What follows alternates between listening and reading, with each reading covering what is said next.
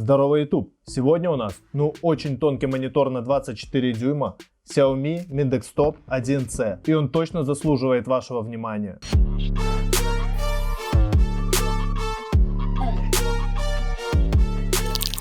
Его официальная цена всего $80, но такая цена далеко не для всех. Хотя каждый может его купить, но не каждый может купить его по такой цене. В коробке монитора идут две алюминиевые ножки, ключ для сборки с винтами, небольшой блок питания, а также HDMI кабель для подключения с медным покрытием. Как и везде, ненужные инструкции к применению. И, конечно же, сам монитор. И что сразу же бросается в глаза после распаковки, это то, насколько тонкий этот монитор. Он даже тоньше моего смартфона Xiaomi Mi 11 Lite. Тут, кстати, можешь посмотреть обзор и на него. Вы только посмотрите на эти микроскопические рамки. За счет этого можно сразу же покупать 2 или 3 моника, ставить их вместе, и будет практически один экран. Это, конечно же, офигенно, но есть и более важные вещи для монитора. Например, эти самые алюминиевые ножки. Это вам не какой-нибудь дешевый пластик, а добротный алюминий. Ножка позволяет регулировать наклон экрана для максимального удобства. И, кстати, задняя стенка и грани монитора тоже алюминиевая. Согласитесь, для монитора с такой ценой алюминиевый корпус является огромным плюсом. Единственное место, где применяется пластик, это задняя панель монитора, на которой, кстати, разместились два стандартных разъема. Это древний VGA и стандартный HDMI, а также разъем для блока питания. И что очень порадовало, вот такой вот контроллер для управления настройками монитора. Собирается монитор очень просто, и у меня это заняло всего пару минут.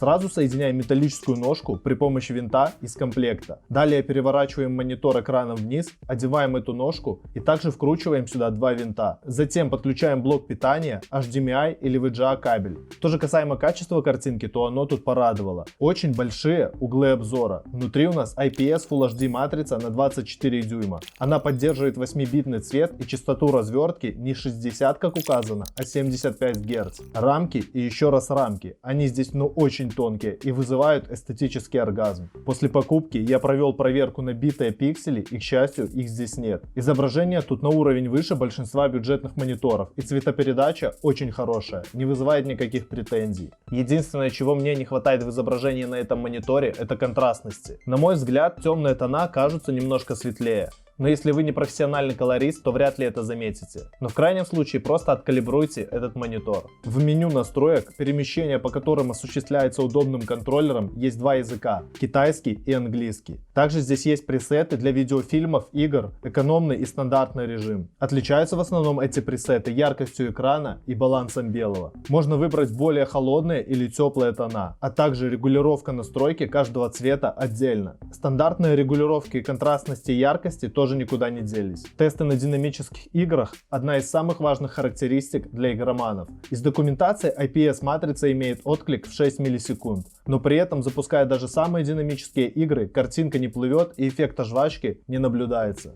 Скорость матрицы, конечно, явно далека от 1 миллисекунды, как у профессиональных киберспортивных мониторов, но для бюджетного моника он выдает очень достойные результаты. Цена в $80 доступна, конечно же, только в Китае и у официального представителя Xiaomi. У нас цена, конечно, будет немножко дороже, учитывая растаможку, транспортировку и наценку продавца. На AliExpress его можно приобрести за $130, ссылка будет в описании. Но в целом для такого тонкого металлического красавца с хорошими показателями качества картинки цена доступная и более чем приемлемая. Напишите, кстати, в комментарии, какой монитор вы используете, и может вы знаете достойную конкуренцию за ту же стоимость. А с вами был Пшеничный, Xiaomi Mi Desktop 1C.